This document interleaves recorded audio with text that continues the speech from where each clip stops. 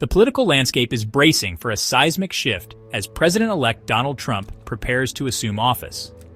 Trump has vowed to pardon a significant number of individuals convicted for their roles in the January 6th Capitol riot.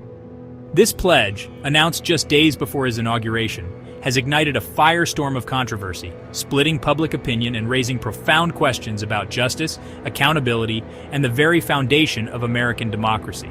Trump, never one to shy away from a fight, particularly with the establishment, has framed his decision as a necessary corrective to what he perceives as a deeply flawed and politically motivated justice system. He alleges that the Department of Justice, under the Biden administration, engaged in a systematic campaign of persecution against his supporters. These individuals, he argues, were merely exercising their First Amendment rights and have been unfairly targeted for their political beliefs. The potential pardons have sent shockwaves through Washington and beyond.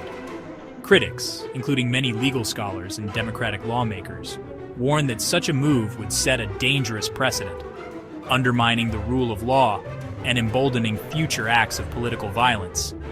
They argue that Trump's actions are a blatant attempt to whitewash a direct assault on American democracy and shield his allies from accountability. Central to Trump's justification for the pardons is his scathing critique of the Department of Justice. He has repeatedly accused the DOJ, under the leadership of Attorney General Merrick Garland, of being weaponized against him and his supporters.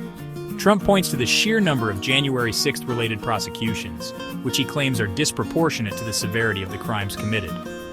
He also alleges that many of the defendants were coerced into accepting plea deals under threat of exorbitant sentences.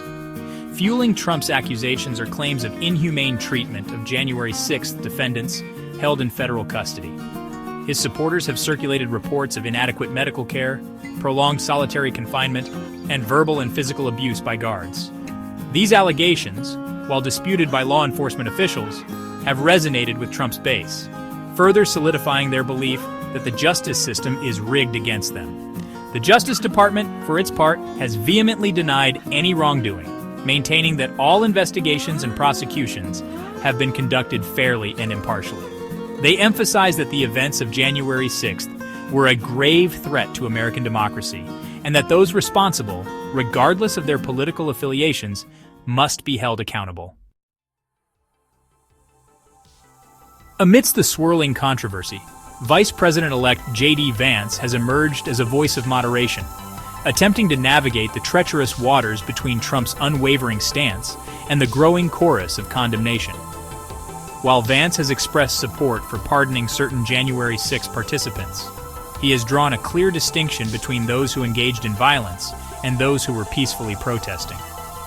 Vance's position reflects a growing unease within Republican ranks about the potential consequences of a blanket pardon. He has acknowledged the seriousness of the attack on the Capitol, stating unequivocally that violence has no place in a democracy.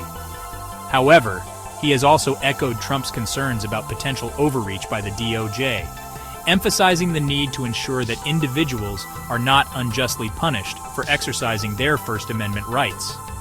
Vance's nuanced approach highlights the complex and often uncomfortable questions at the heart of the debate. While few condone the violence that transpired on January 6th, there is a growing recognition that the line between legitimate protest and criminal activity can be blurry. This is particularly true in the age of social media, where misinformation and inflammatory rhetoric can quickly escalate a tense situation. The debate over the January 6th pardons goes beyond legal technicalities. It strikes at the very core of American values. At its heart lies a fundamental question. How does a nation balance the competing demands of justice and mercy? How do we hold individuals accountable for their actions while also leaving room for forgiveness and reconciliation? Trump's supporters argue that the pardons are an act of compassion, a way to heal the deep divisions that have fractured the nation.